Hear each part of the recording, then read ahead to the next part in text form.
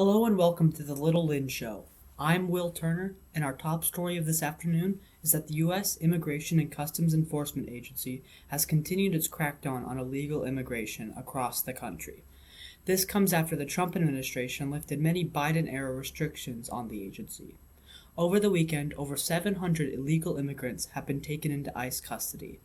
Over 500 of them convicted of various charges other than entering the country illegally.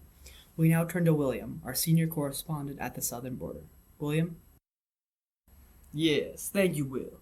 I'm here in my hotel room just a few miles north of the southern border, and I've spent my day with several ICE agents in the area. I traveled with one of them as they detained Honduran national Rutilio Carrizada, someone who was previously sentenced to 10 years in prison for aggravated assault with a deadly weapon.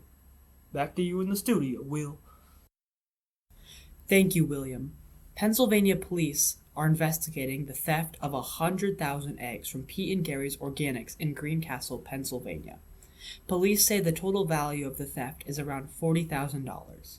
This comes after egg prices have been skyrocketing across the country. We're on call with Bill Renrut, our chief economy specialist. Bill? Hello, Will. Egg prices have been growing in the country for quite some time now. Could you tell us more about that? Yes, of course. Our current projections estimate that the prices of eggs are expected to rise about 20% in the year 2025, while food prices in general will only rise about 2.2%. And could you please tell us why that is? Yes, the USDA says that the sharp rise in prices is due to the outbreak of an avian flu in California, New York, and Massachusetts. More sick birds lead to a less supply and therefore higher prices. Thank you for joining us, Bill. My pleasure.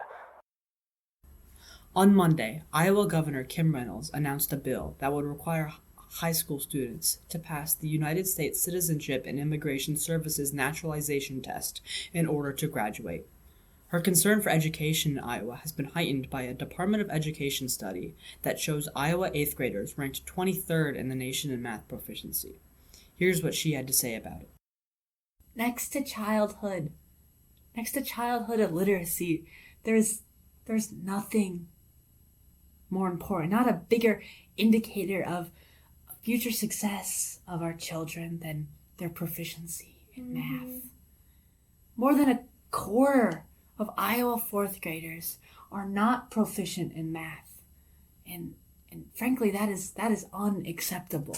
We must provide math instruction in the way that we know it works so that we can keep our students competitive and so we can set them up for a future after high school.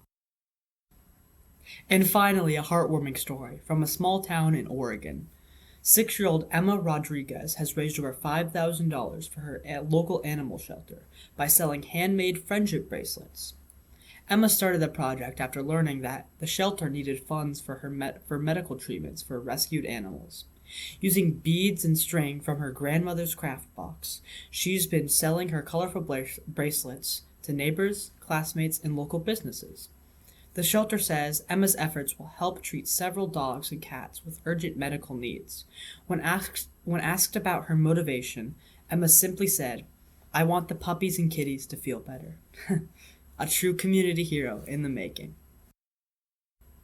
Thank you for joining us this afternoon here on the Little Lynn Show. I'm Will Turner, signing off.